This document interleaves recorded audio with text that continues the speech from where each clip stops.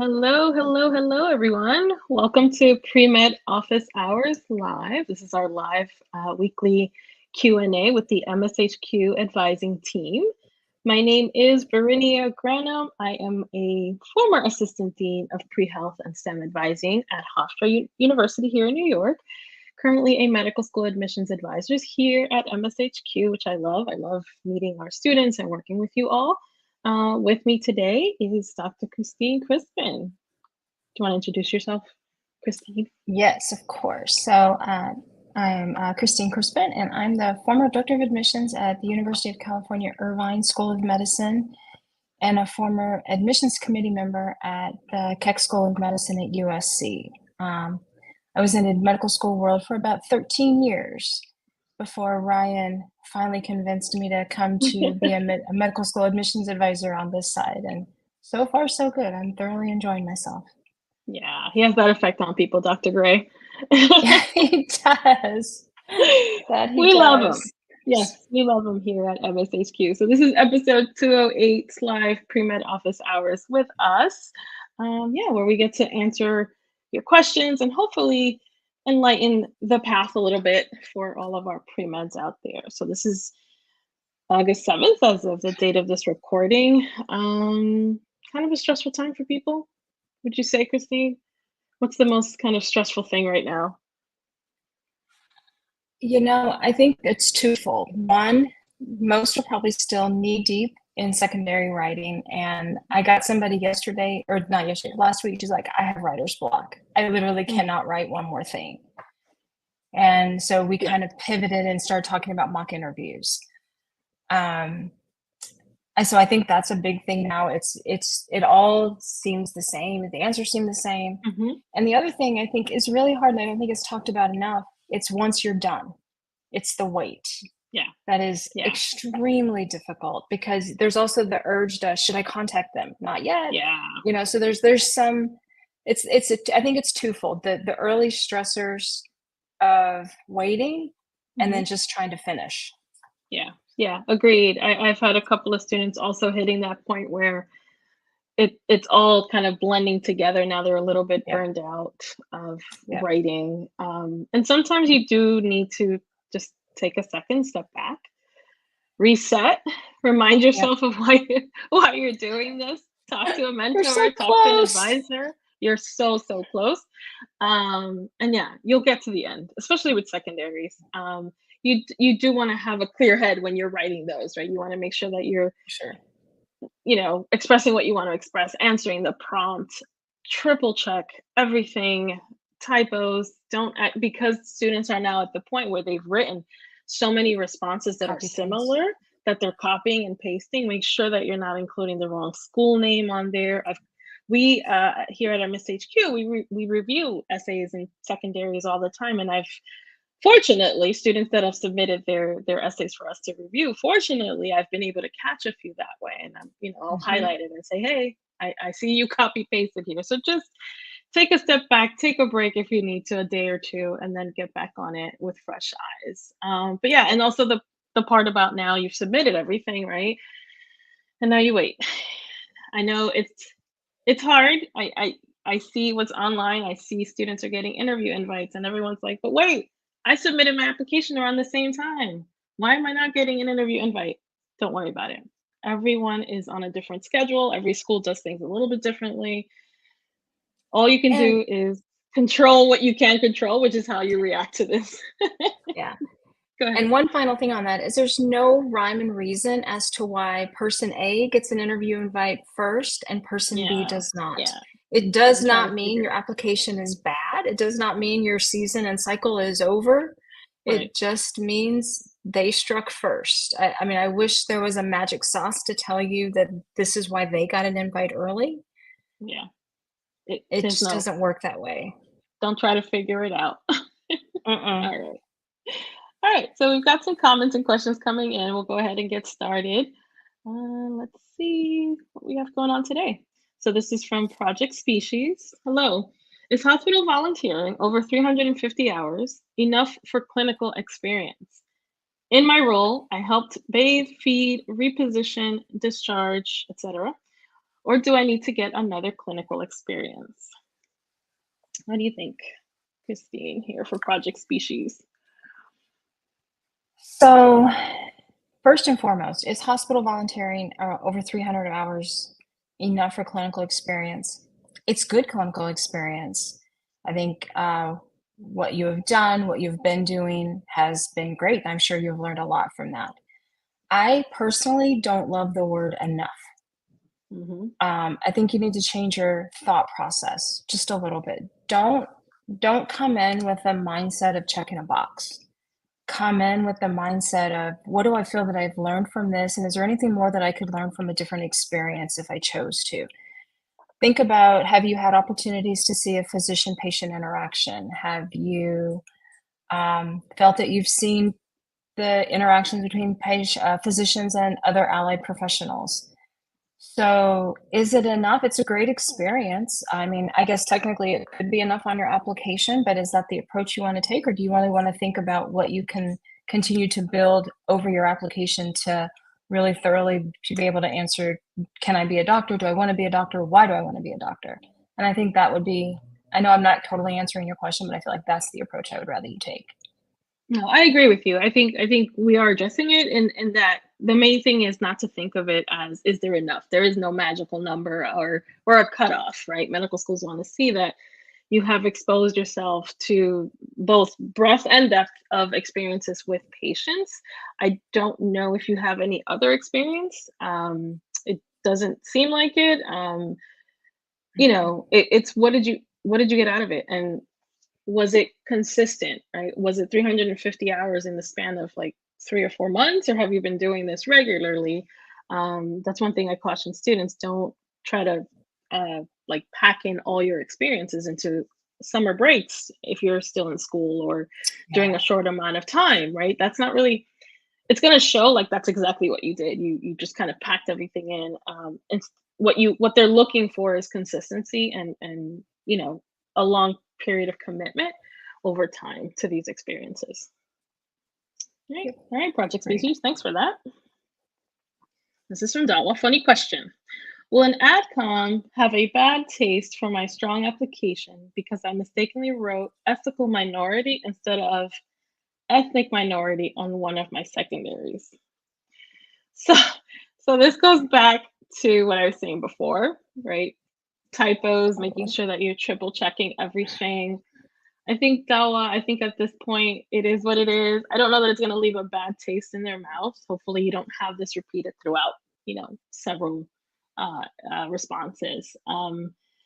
Is it going to stand out? Potentially. They might just say, okay, whatever, was a typo. I don't know, Christine, do you think, would this have been something that you would have, having been on the other side, would this have been a big issue for you? Probably not. I would have probably caught it and thought about it and went on.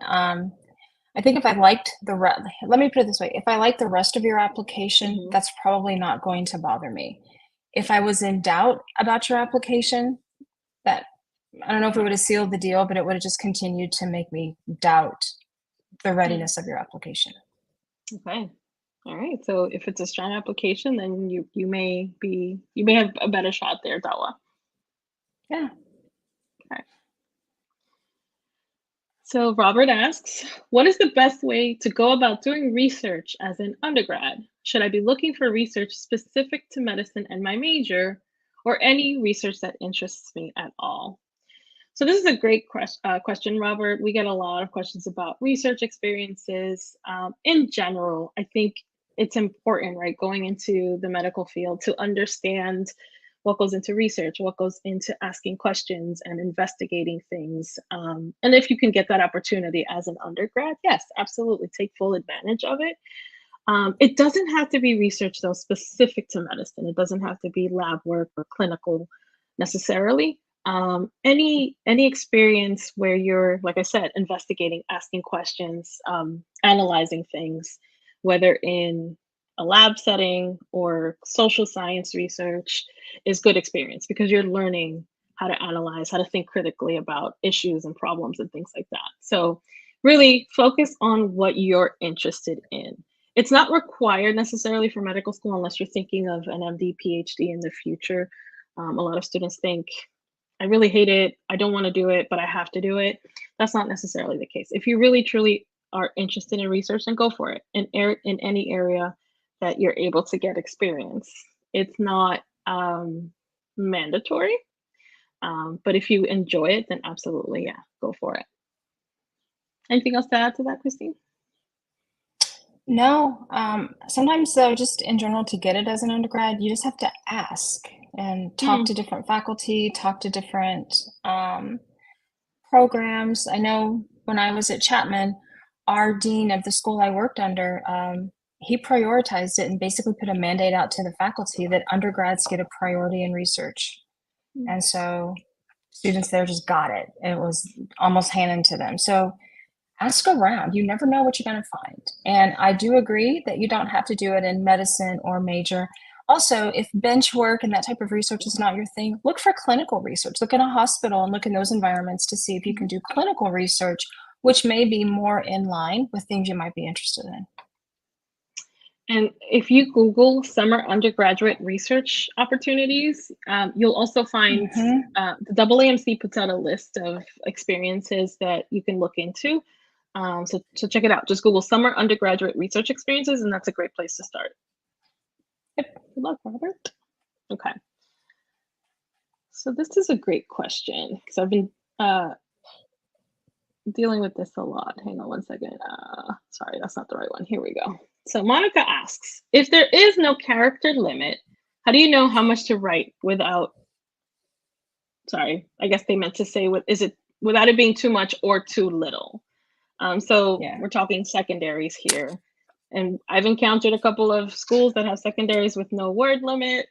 Oh, me too. How much to write? Yeah. So what advice do you have, Christine, for something like this? It's a tough one.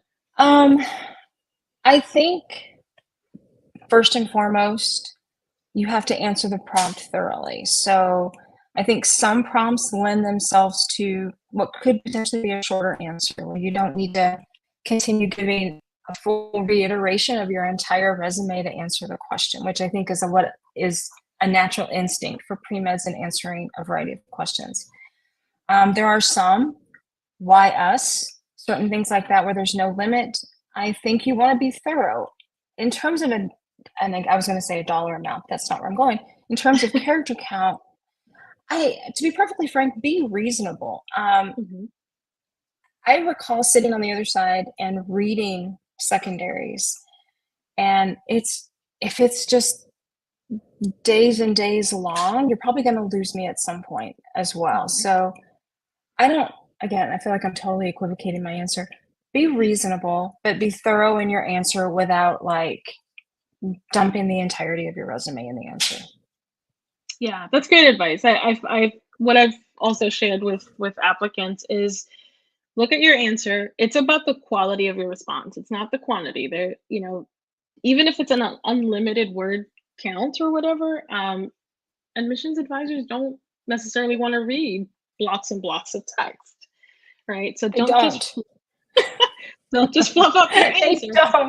They don't. I can promise you that. They've got tons of applications to get through. So answer the prompt, obviously, address the prompt fully, get some feedback from, a friend, a trusted mentor, whoever, to make sure that you're answering the prompt correctly. We offer essay feedback services as well, so we'll be happy to take a look. I tell students it should be as long as it needs to be to answer the prompt. Just don't go off topic, and you should be fine. Okay, great. Just want to put this one out here. NASA Lunar Light asks, I just graduated high school and I'm just a random computer science major. Should I be or am I allowed to be here? Yes, absolutely, NASA. Yes. Lunar Light. You're more than welcome to be here. In particular, if you're a pre-med student. So if you are a computer science major and thinking pre-med, totally fine. Even if you're not thinking pre-med, just hang out. Maybe you'll learn something. Or maybe you know pre-meds who are who you can recommend us to. So welcome. All right.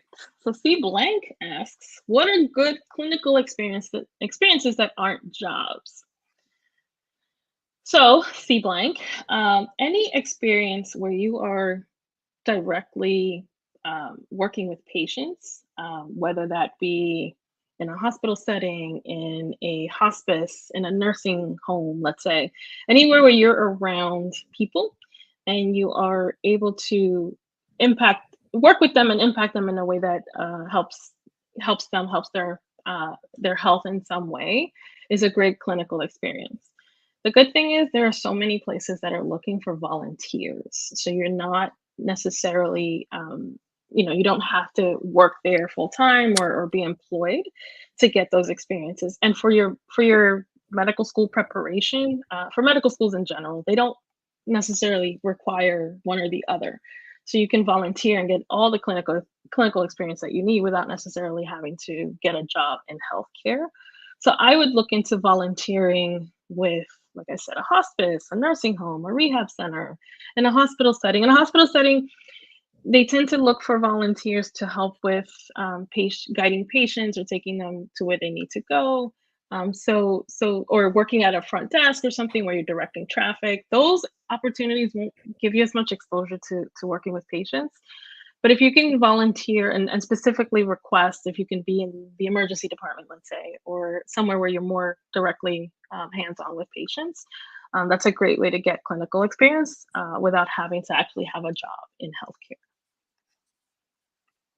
Look. All right, let's keep going through these. All right, let's see. Kelly asked, what can I do for shadowing? I'm having a difficult time. So this is a common concern, particularly if you're just starting out on this path. What do you think, Christine? It is a very common problem, and I know I have worked with many former medical students who are now attendings, and I'm like, "Hey, are you accepting shadows?" "Nope, we can't do it." So there are still Mm-hmm. very strict policies in many places. So to be perfectly frank, do something else. Just the prior question, Verenia listed a Mm-hmm. whole bunch of things you could potentially look into. Mm-hmm. To get some clinical exposure. Shadowing to me is a very early clinical exposure. It still counts to me in the clinical realm, even though it has its own category. If you cannot find it, go get something else. There are plenty of programs. There could be college volunteer programs in certain hospitals. On the West Coast, I know there's a COPE Health Scholars type of a program that puts you Mm-hmm. in 4 hours a week. So find something else that's still clinically related. It still all counts. Yep. And we say this. Oops. We say this often. Try to reach out to your circle, like your social circle. See if you know your own family physician, for instance. You can Your start own with physicians, them. yeah. Yeah. Or maybe connecting with friends who maybe know of others. Check with your pre-health advising office if you're in school on campus. Sometimes they have programs set up, but really it is hard. You just have to kind of keep trying, keep at it. Obviously you want to try to shadow a physician, but there's value to also shadowing other health professions like nurses, PAs, and sometimes by being in that environment you then are connected to physicians, right? So that's a good starting point as well. So broaden your circle, Kelly. All right, let's see. Relax world. Hi, if I overcame an illness, how much of a point do I make that on my medical school application? Like, how much do I stress it, and when is it too much? So, this person must have dealt with an illness and overcame it. And I guess the question is, should I address this in my application? Um, well, relaxed world, it can be something that you talk about in your application if it's what kind of led you to decide to pursue this career. If we call that your seed, so when we're teaching students how to write their personal statements, Dr. Gray's method, you probably have heard us talk about it, is that there's this moment or this exposure or something happens that exposes you to medicine. We call that your seed. And then you have other things that you've done and experiences that you do that continue to water that seed and helps you kind of grow and continue to motivate you towards medicine. So maybe this is the thing that got you interested in medicine. And so you just talk about it. You explain how it led you towards medicine, maybe how overcoming it helped you, maybe physicians helped you with overcoming it, obviously, and then how that inspired you and motivated you. So that's when you can talk about it. You talk about it in your personal statement. What you don't want to do is have your entire personal statement or your all of your activities, let's say, reflecting on that personal experience and just focus on that.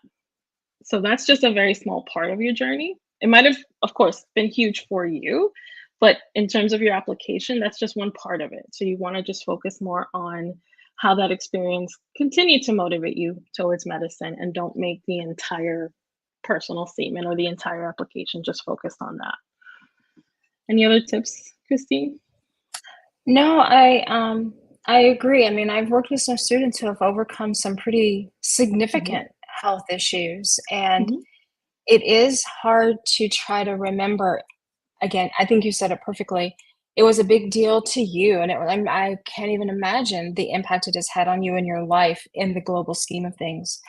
But in terms of your application, it mhm, cannot be the entirety of your application. I think we have to be very judicious in mhm, writing about it. And there has to be, I think you need to write about it beyond the fact that you overcame an illness. If ideally, mm, if you're going to include it, there was an impact on your journey to medical school in some way. I think that's why and where you include it. yeah, Otherwise, it probably doesn't even need to be there. yeah, that's a great point. All right, got another question from Monica B. If they say give us additional info, so they're meaning medical schools on secondaries, I guess, like what you did. If they say give us additional info, like what you did after graduation, but don't repeat what is already in your primary app, what should you put there? Doing some job. So basically, the question is, and I've seen this often on secondaries. What else do you want to share with us after? What did you do after graduation? Talk about things that are not already in your primary. What do you say? Um, I think those are three different things though. Generally, how I've seen it is tell us what you're doing in your gap year. So, what you did after Mhm, graduation. There is going to be a level of repetition in that particular question because they want to know what you're doing in your gap year. However, the question about give us additional information, is there anything you would like to add? Tell us something that's not already in your application. That's completely separate. So, with the gap year question, just tell them what you're doing. Straightforward, succinct, tell them what you're doing over the mhm, course of the year.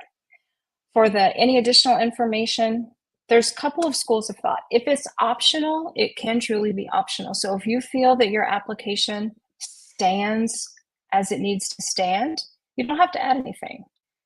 I know Keck used to always add, and I think they still do. Their secondary has anything you want to add. I can distinctly remember reading stuff they've added and knowing that they didn't add it, and it doesn't impact the overall thought process on the application. So if it's just additional information and you don't have anything to add, don't add it. That being said, if you feel that there's something you could add that is important, maybe this is a school you really want to kind of leave it all on the table, and you haven't had an opportunity to kind of talk about who you are, tell them about yourself. Tell them something unique about you, something interesting about you that isn't already present on your application. So there's a couple of ways to approach it, but I think it really depends on the purpose of the approach. Um, you could do a why this school, but I'm not even sure I would do that. I would rather you talk about yourself and really give them an idea of who you are if you're going to put something in there.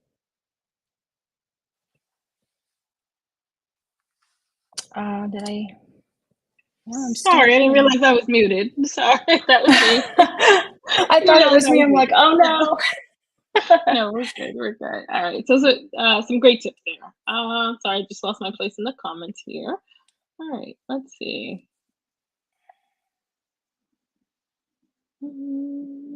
Okay, so Ben Brown asks, being a non-trad pre-med student with financial responsibilities, how problematic would it be to have most, if not all, of my clinical experiences to be paid, such as scribing or EMT, opposed to volunteering?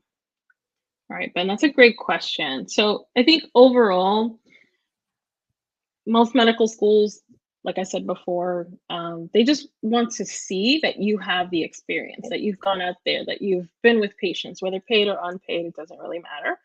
Um, volunteering, so that takes care of that part. Volunteering, though, as an experience separate from clinical experiences, that might vary by school. So if you have had to work because of your financial responsibilities and don't have the time to dedicate to volunteering outside of medicine, some schools are going to be okay with that, but then there are some schools where it's more of, a point, right? They really do want to see that commitment to service and helping others. And so, I don't worry about your clinicals. I think you're fine either way, the fact that it's paid.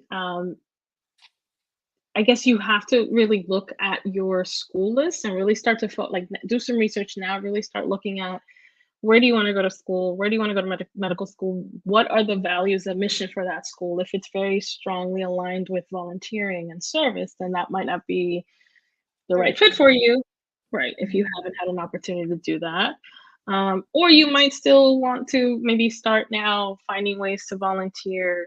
And it doesn't have to be hundreds of hours. It can be just a few hours a month with an organization that you're really passionate about. I don't know if you have family, but sometimes even just volunteering with your kids' activities, if they're doing sports, if they're doing, after school things, and you're involved in some way to giving back to the community, to working with those kids, that's fine. That's a great experience. So if it's a concern about not having clinical volunteering, that's not an issue. It's more so if you're thinking of schools where service is a priority. Thanks for asking, though.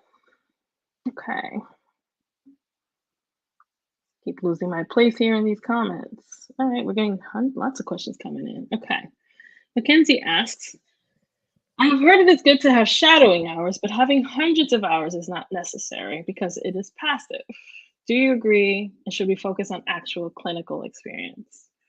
Great question, Mackenzie. What are your thoughts, Christine? I think if you have the opportunity to shadow, because we had the question earlier about someone's not able to find shadowing. So yes, if you have opportunities and you can find the opportunities to shadow, I absolutely think there is benefit to learning from that method. Yeah. I do agree it is a passive learning experience. I do agree that you don't need hundreds of hours. What you can get is what you can get, and I wouldn't overthink the number of hours. Should you focus on actual clinical experience, or I would prefer it to be additional clinical experience? Yes, I do. You cannot apply, even if you have hundreds of hours of shadowing, I would encourage you to get additional clinical experience. I think there is benefit to having different opportunities, volunteering in a hospital, volunteering in a hospice, seeing different aspects of a clinical realm where maybe you have a little more of a hands-on responsibility would enhance your overall application. So yes, having some shadowing hours is fantastic, as many as you can get, but I do not think it should be your only experience, and I definitely think you need additional clinical experience that's different than shadowing. Yeah. All right. Agreed. All right, here's a question from Dark Fina. Hi, I know this is for pre-med, but I'm a high school student in junior year. Do you have any advice for choosing a good program for pre-med? Are there any skills I should be working on now? Begin working on right now. Great question, Darkfina. I really appreciate this question. I'm happy to see that you're starting really early to look into different programs and advising. I really enjoy working with early pre-meds. So I will say this, there is no quote unquote good program for pre-med. If you're asking what school you should go to or what university you should go to, we will always encourage students to go where they are the happiest. Every school will have different things, pros and cons to it, every university. So you really do have to focus on the things that you're looking for in the school. And then you decide on what you want to major in. That's, major in what you're passionate about. If it's English, if it's history, whatever it is, that's okay. Pursue that major. If it's computer science, we had a computer science person earlier. Pursue that major. You're going to do fantastic in those courses because it's what you're passionate about. What you want to add to that, though, are your pre-med classes. So making sure that you are taking also the required pre-med courses like biology, chemistry, physics, math, things like that. You can major in anything you want. So any program will be good for you, as any school will be good for you as long as they offer the major that you're interested in. And then you just add in those pre-med classes. As far as skills that you should begin working on right now, just get out there and do your part to help in your community in some way. as a high school student, you have the opportunity to volunteer in places. Depending on how old you are, you might be able to volunteer or work in a clinical setting. So if you're considering medicine at all, I would try to get experiences there. When it comes time to apply to medical school, those experiences won't necessarily be on your application because they're really looking at your college experiences and onward. But you're opening doors for yourself right now. You're already starting to investigate right now if this is what you like, if this is what you want to do. So I encourage all high school students to get out there, shadow, get some exposure, get some experience, and volunteer. Just there's so many ways that you can help. Medicine is a career of service. We've been talking about that. It seems like today the theme is volunteering. And so that's something that you should align with, not just for medical school down the road, but just in general. Find out where the help is needed and pursue it. And good luck to you, Can I Delphina. Yeah, can I add one thing, please? yeah. Dr. Fina, I agree with everything Verenia said, so I don't have anything to change. I just want to also remind you, academics are still going to be important. So I really do think your first year of college, I think it's important that you also just pay attention to your academics that first semester, first year. Don't overthink, don't overdo.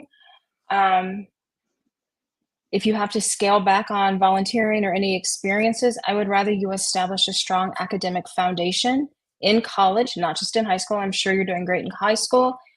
It can carry, but you still will have to reestablish your foundations in college. So allow yourself the time to do that as well, particularly your first semester. I would recommend probably not getting involved in very much in your first semester and then slowly rebuild those experiences. Yeah, that's a good point to make as well. Just slow and steady. Here's a question regarding accreditation. So, is going to a new DO or MD school that is new and under pre-accreditation something of more concern? Are only private loans available for this, or are there other issues? So I know that there's been a couple of new schools that have opened up recently, and there's always questions like this around that. What do you think, Christine, having been on the admission side? I don't know that. Look, if they get to a place of pre-accreditation or the preliminary accreditation, or I think it's preliminary, in terms of they're able to open and accept a class, I think they've done the things they can do up to that point. And so that's a good thing. That's where they're supposed to be. That's the order of how life goes for them. The thing that we have to pay attention to, though, is going to be the loans. I do believe that they are not eligible for any of the federal protected student loans. So that means private loans, not even private loans through like Sally Mae and what they used to go through. I'm talking like go to a bank and get your own private loan at whatever interest rate they choose to give to you. And at, give or take $100,000 a year, when you include living expenses and all the things, that to me is extraordinarily daunting. Maybe there are different avenues that I don't know about. So in terms of, is there something problematic? Probably not. The things you have to remember is there is no data on match. There is no data on their success and their outcomes, because you guys are going to be, the new classes are going to be laying that groundwork for that data.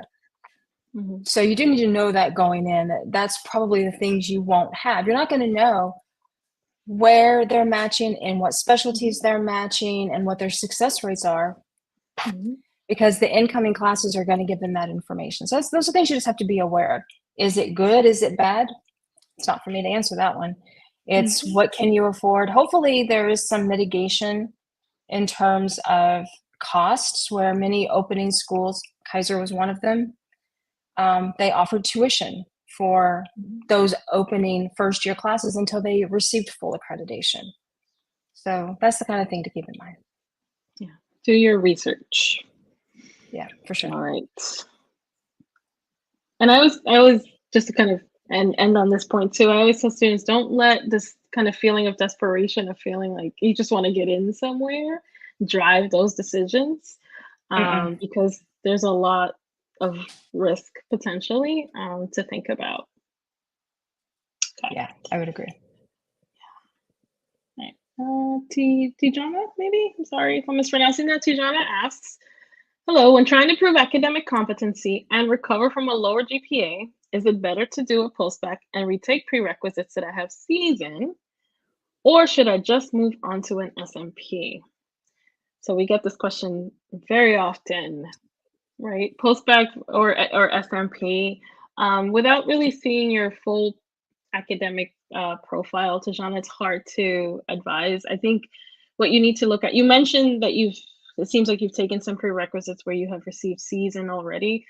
So C's aren't necessarily going to prevent you from getting into medical school. So I think what you need to decide is, have I learned enough in those courses that I can do well on the MCAT, that I can apply this later on, this knowledge later on, and then decide, well, maybe what I need to do is take some upper division sciences instead of repeating these C's, right? Because I've done okay in these. Now I just want to establish that I can do well in maybe harder courses, more rigorous upper division sciences. So that you can take as postbac classes. You can take, some higher level biology courses to establish that you have now that competency in those courses.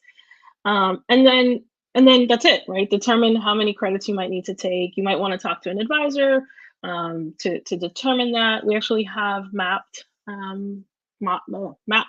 our software, our tool that helps pre-meds track their coursework, track their activities. If you don't have an account, you can set one up, a free one on mappd.com, mappd.com, where you can enter your courses. You can see the whole picture, see your GPA trends, and you can chat with one of us. We have chat advising in there. We'd be happy to take a look and kind of give you some guidance based on what you've entered there and what the next steps might be. So if you haven't set that up, go ahead and set up a free account on mappd.com and reach out to us there. Whether to do an SMP might depend then on kind of how many credits would you need to take on the postbac level. Does it make more sense to do an SMP because you'll just have a separate GPA altogether that will help also highlight your academic competency? Some of those SMPs have linkages with medical schools, so there's some advantages to that as well. But it really comes down to cost, what's more convenient for you in terms of courses. Some of those SMPs might require a certain GPA or an MCAT score as well. So if you don't have that, then you might want to just look at a postbac instead. But again, check out Mapped. We'll be happy to give you some more some guidance in there if you want to enter your coursework. We can take a look. Anything else to add to that, Christine? What do you think? No, I think the only thing to consider with a retake is the AMCAS and ICOMAS, they usually don't replace a retake, they average it. So if you have C's in a course, and even if you retake it and get an A, I mean, that's great. And if you need it for content, as Renia alluded to, please retake it because you need the content. But if you're just doing it for a GPA boost, in terms of your medical school applications, the boost is not going to be as good as you hope it would be. Yeah, definitely. All right, moving on. Fabio asks, what is your pro tip to making a lasting first impression to interviewers? Would it vary from student interviewer versus a faculty interviewer? So this is a great question, right? We're right in the middle of, ending secondaries, right? Heading right into interviews. So I'll give you my tip, Fabio. I think the first thing that one of the main things I tell applicants to focus on, obviously knowing yourself, knowing your application, knowing why you're interested in that school. That's what's going to differentiate you from everyone else. So you are your own person. Be authentic, right? Don't try to go into an interview with an agenda where you're trying to impress them or you're trying to sell yourself in some way. That doesn't always work, right? So they're looking for the genuine person that can they see you in their class working with patients. So they're looking for a genuine person. So you want to go in there and try to connect with the interviewer authentically. And that, like I said, that's kind of reflecting on who you are, knowing what you bring to the table, knowing what you're going to contribute to improve the class in some way. And also really knowing why you're applying there. So that question is bound to come up. Why do you want to come to school here? Why do you want to go here? They don't want to hear a canned response. They really want to know that you've done your research and you understand what their mission is, what their values are, who they're looking to help, what population of patients they're working with. understanding the challenges and needs of that community, that's how you leave a lasting impression, and showing how you're going to help and how you're going to contribute in some way. And no, it should not at all vary from student interviewer versus a faculty interviewer. I would say treat both equally. They're both equally important. Sometimes I've had applicants who have said that the student interviewer was even a little bit tougher, right? Because They this is are. your colleague, this is your future They peer. are. What do you have to add to that, Christine? First and foremost, many times student interviewers are looking at you as a peer as opposed to just as, I don't know. They're looking at you as a peer. So they can be Mhm. hard. They have expectations of things that they would want to see in their colleague. I think the only thing to add to that, I do agree, authentic is so much more important. They liked you. They wouldn't have, they're Mhm. not giving you a pity interview. Okay. Let's be very, very clear. There's a finite number of interviews, and they're not handing them out like candy just to make you feel good about yourself. They looked at your application, and something within that application appealed to them that made them think you are potentially the right fit for us. Now you have to go and demonstrate that in person. Who you are in person doesn't match what we see in our application. The other thing that I would add is when you're talking about like their mission, their population, and things like that, how is it that what they do aligns with what your goals are? Connect the dots for them. If you want to be a doctor who is a person of service, who works with underserved communities, who um, works in an urban setting, who has certain things like that, you're going to go to, I'm modeling a KEC program because that's who they are. You're going to go to that program and you're going to talk about what your goals are and how what they offer and how they educate you aligns with what your goals are. So I think that's Absolutely. important. Someday I'll figure out the camera angles here. It's okay. All But right. that's the only difference I think I would add. Yeah, yeah. Fantastic advice. And Fabio, we actually have interview prep. We have an interview prep sale going on right now. So if you're interested in working with one of us, check it out. It's on medicalschoolhq.net. We will work with you and we will help you figure out how to say what you want to say, how to say it, and how to frame it in a way that really shows who you are. So definitely take a look at that. We have a sale going on right now. All right. All right. So this is my B or me B. I was set on applying this year, but for my second MCAT retake, I got a 490 after my first also being a 490. I feel really good about my clinical experience, but should I take another year to study for the MCAT? Yeah, so this is a tough one, especially after a second go around of the MCAT and the score not moving up at all. Um, and is it a competitive score? Likely not. As we have seen, yes, there are some schools that will accept students with a below 500 score. I think they're not. It's more of an exception than the norm, and it's more than just your clinical experiences, right? I don't know what your GPA looks like. You kind of have to establish academic capability as well. Even though the MCAT is only one portion of it, they do look at it just as closely as they do your the rest of your application. So if I were sitting with this person advising them, we would have to look at everything holistically and decide, is it really the right time? And then consider, can you wait another year? I'm always on the, I lean to the conservative side. I will always encourage Me too. someone, take another Me too. yeer. It's okay. You'll still, medical school will be the next year. If it's the difference between a 490 and a 505, a 510, That's a big difference. that's a huge difference. And if you can Yeah, that's yeah, if you can set yourself up to get there, that's just even better for your application later. Sorry, go ahead, Christine. No. I was really just agreeing with what you were saying. When I see a score of 490 after having a first score of a 490, I wonder if you rushed a second test in hopes of applying this cycle and you didn't give yourself enough time to really assess what went wrong the first time and prepare for that for the second go round. Mm-hmm. And again, like Renia said, I don't really know the rest of your application, but I feel like it would be worth your time to really thoroughly prepare for the MCAT, retake it in early spring next year, and solidify a stronger score, and then put together the best application possible. I feel like, especially at this point in time, if you're hoping to apply right now with a 490, you're starting to stack up too many strikes against you. Even if you just do, if you told me you had a 510 and you wanted to apply right now, I would probably still try to encourage you to wait till next year because timing is not on your side. Yeah, that's a good point. That's a very good point.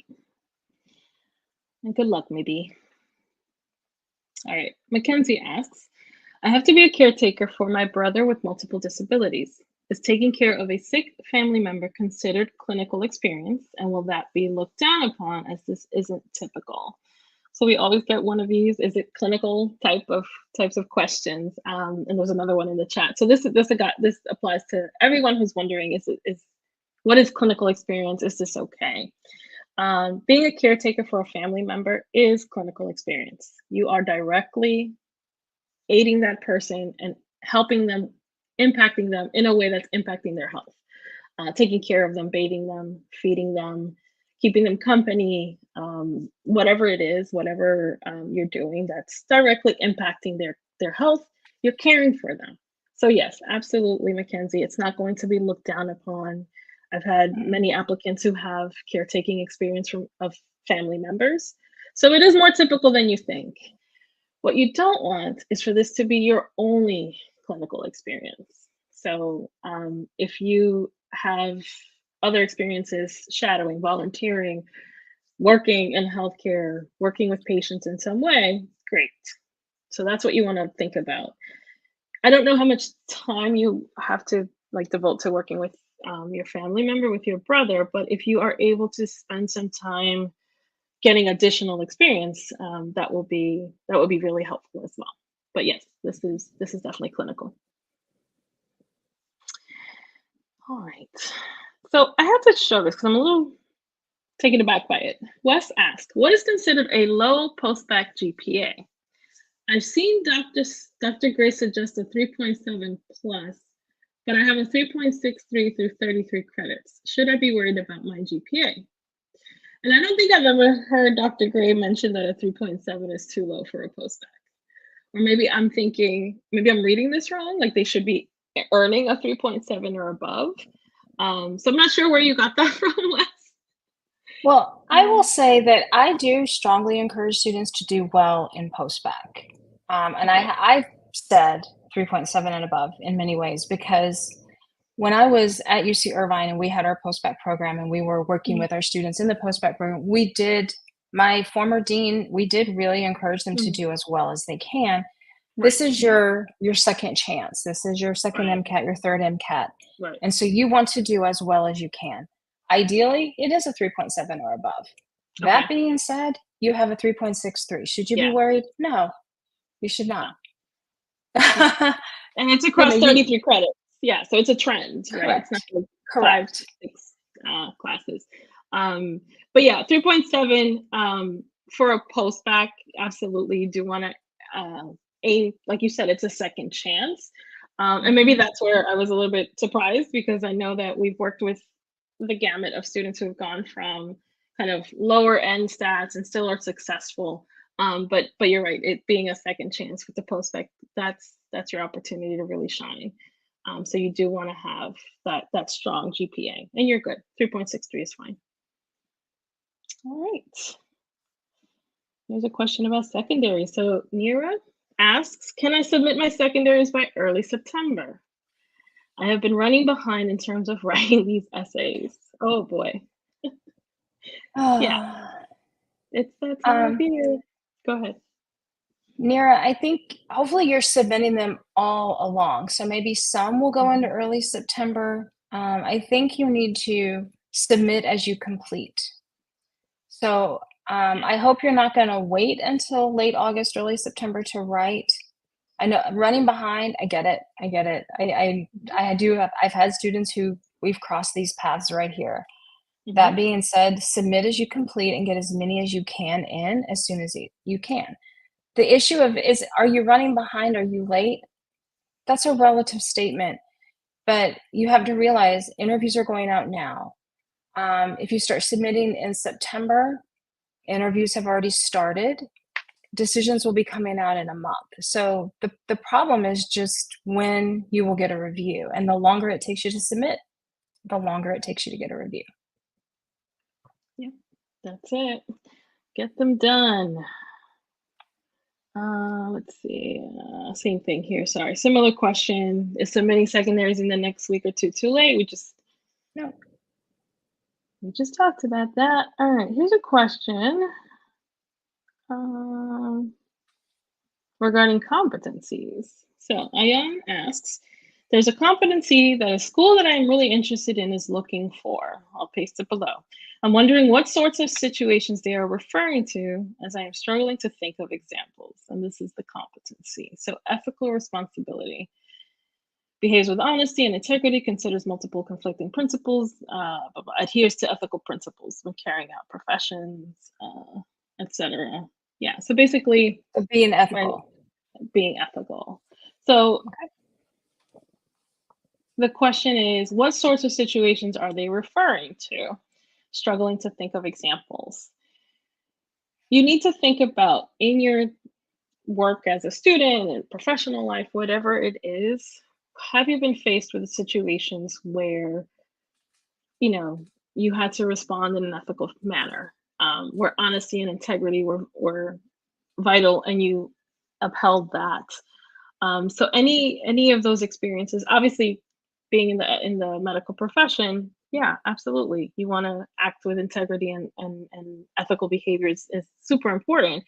So ask yourself, where, what experiences have I had? Have I ever been in a situation where, it came into question? So what's the definition of integrity, right? It's doing the right thing when no one is looking. So have you been in those situations where maybe you saw something that wasn't right and you reported it? Things like that. Any other I was just going to say, someone Mm-hmm. cheating, asking you to do something you're not comfortable with. Maybe can you check me into class today? I'm going to be late, but just check me in. That's a good one. In general, you don't think, it's not a big deal, but it is. This is where slippery slopes become real. Stuff like that. So in other words, it doesn't have to be this big, profound medical mishap, ethical thing. It could be something quite straightforward that you may not think is quote unquote an ethical issue, but in reality it is. And I would say you're also, these questions bother me to some degree because you're also young, and I'm going to sound very motherly and old, but you're young, that maybe these really are not experiences you have encountered, right? So think about what you would do if someone said, hey, you're going to class. Do you mind here's my card. Will you swipe me in for attendance when you go? How would you respond to that? What would you do? What would you do? And if you thought that your friendship was at risk with this person, if you didn't do it, that's the ethical dilemma that you have to face. And so it's those kinds of things you want to think about. Great advice. I hope that helped, Ayan. All right. Monica asks, if invited for an interview, does virtual give you less of a chance than in person? If no availability until late November because of other slots filled up, give you less chance? Okay, I'm going to try to decipher what Monica's asking. I think the question is, if you have a virtual interview, do you have more or less of a chance if someone is going there in person? The answer to that is no. There's no, if you're given the option of a virtual interview, they treat your application and your interview equally, right? Christine? I hope so. I hope so. If they're giving you an option, then they should allow you to take the option. Right, exactly. And then I think the second part of the question is, if there's no availability until late November because other slots have filled up, does that give you less of a chance? And, the answer to that is you don't have a chance. You don't have a choice, right? If that's all that's available, then you got to do it. That's the first available. Yeah. So no, I don't think it shouldn't affect your chances. Yeah. All Agreed. right. Agreed. Okay. Thoughts about early decision. What stats would you need to be a competitive candidate for this process? So that's going to vary by school. I think early decision is, and please chime in, Christine. But my understanding of early decision is that you're committing to this one school, and you're saying, I will go here. If I'm accepted, I will absolutely go here. That's the only school I've ever dreamed of going to. So it really is kind of putting all your eggs in one basket, right? Because if you once you apply early decision, you're not applying to any other school until you get a decision on that application, Right. and those are released in October. So October is already very, very late in the rest of the cycle, the regular cycle. So at that point, then you have to decide: is it worth continuing my cycle if I didn't apply early decision? So it's not for everyone. Do your research, understand why. It's not like college when you apply early decision, like your chances are better, you get financial aid. It's completely different with medical school. Yeah. There has to be a compelling reason for you to want to apply to just that one program. Yep. Okay. All righty. I guess that brings us to the end, actually. So we're almost at 2 o'clock here.